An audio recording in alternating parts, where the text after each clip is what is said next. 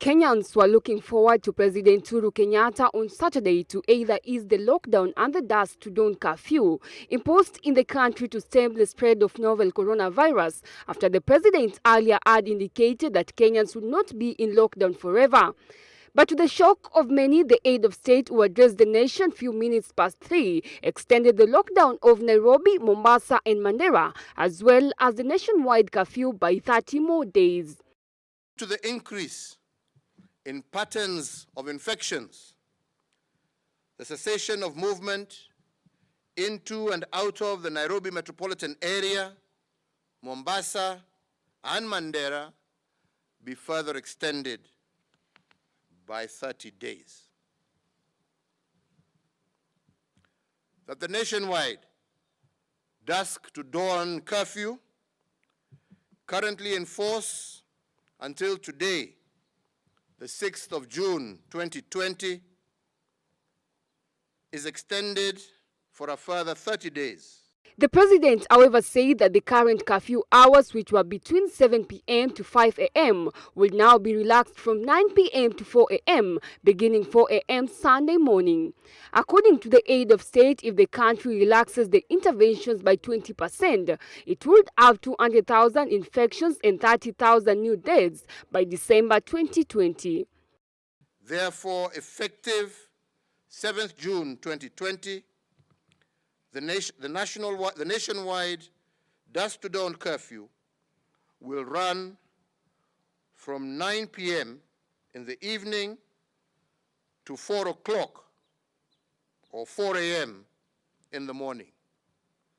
This variation should enable Kenyans to have a full workday schedule.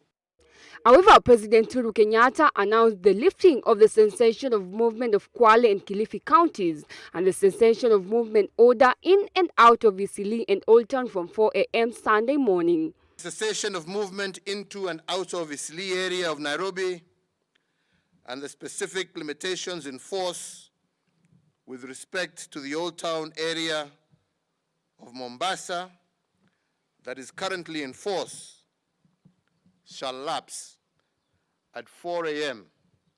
on the 7th of June 2020. Many Kenyans had high expectation that the president would ease the lockdown, with many using social media to shower President Uhuru Kenyatta with love message and pleaded with him to lift all the restrictions. Cessation of movement into and out of Eastleigh area of Nairobi and the specific limitations in force with respect to the Old Town area of Mombasa that is currently in force shall lapse at 4 a.m. on the 7th of June 2020.